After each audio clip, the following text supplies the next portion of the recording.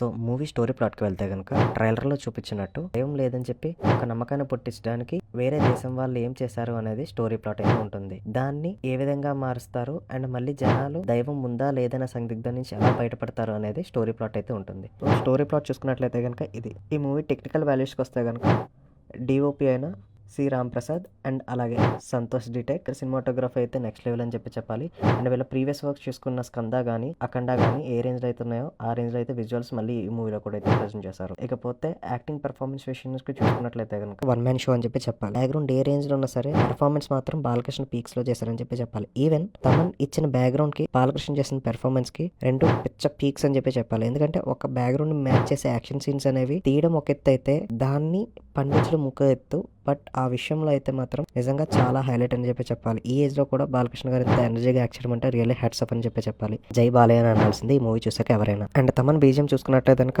Akhanda and previous సినిమాలతో పోల్చుకుంటే కనుక ఈ సినిమాలో ఏ విధంగా బీజిఎం ప్లాన్ చేయాలో ఆ విధంగా అయితే మూవీ బీజిఎం అయితే ప్లాన్ చేశారు. సో చూసుకున్నట్లయితే కనుక బోయపాటి సీని గారి ప్రీవియస్ సినిమాలకి ఈ సినిమాకి చాలా తేడా ఉందని చెప్పాలి. స్టోరీ ప్లాట్ కానీ డైలాగ్స్ కానీ చాలా బాగా ఎగ్జిక్యూట్ చేసుకున్నారు. సో మూవీ ఫస్ట్ హాఫ్ విషయానికి వస్తే కనుక ప్రీవియస్ గా చెప్పిన పాయింట్ లో కొన్ని యాక్షన్ సీన్స్ జోడించి మూవీ అయితే ఫస్ట్ హాఫ్ వెళ్ళడం జరుగుతుంది. అందులోనే ప్రీవియస్ గా అఖండ 1 లో ఫార్మర్ గా చూపించిన బాలకృష్ణ ఇందులో ఎమ్మెల్యేగా చూపిస్తారు. చిన్నపాప ఎవరైతే ఉంటుందో పెద్దగా ఇంట్రడ్యూస్ చేసిన క్యారెక్టర్ హర్షిలి మల్హోత్రా మూవీలో ఉన్నారు. ఈమె ఎవరో కాదు బజరంగి భాయిజాన్ లో ఆ చిన్న పాప. సో ఈ మూవీలో అక్కడక్కడ మెరిసిన ఒక సైంటిస్ట్ గా ఎస్టాబ్లిష్ చేసి తన క్యారెక్టర్ అయితే బాగా డిజైన్ చేశారు. And one of the key role అని కూడా చెప్పొచ్చు ఈ మూవీలో. అండ్ ఇకపోతే యాంతగోనిస్ట్ రోల్ లో ఆది పినిశెట్టి నటించారు. ఆయనది పెద్ద పెర్ఫార్మెన్స్ అంతా హైలైట్ అని చెప్పలేం కానీ బట్ ఉన్నంతలో ఆయన బెస్ట్ పెర్ఫార్మెన్స్ అయితే ప్రొవైడ్ చేస్తారు. బట్ ఇంకా పవర్ఫుల్ గా పెట్టి ఉన్నట్లయితే ఇంకా బాగుంటుంది అయితే అనిపించింది. First of all Kumbh Mela scene ఏదైతే ఉందో కనుక అది బాగా చూపించారు. కుంభమేళ సీన్ తర్వాత అక్కడ స్లో అవుతుంది. బట్ ఇంటర్వెల్ లో అయితే కనుక బోయపాటి సీని గారు సినిమా టాప్ లో తీసుకెళ్లి కూర్చోబెట్టారు. ఆయన ఎలివేషన్ సీన్స్ తో గానీ ఆయన స్టైలిష్ ఫైట్స్ తో గానీ ఇంటర్వెల్ బ్యాంగ్ ను ఒక రేంజ్ లో అయితే చూపించారు బోయపాటి సీని గారు. సో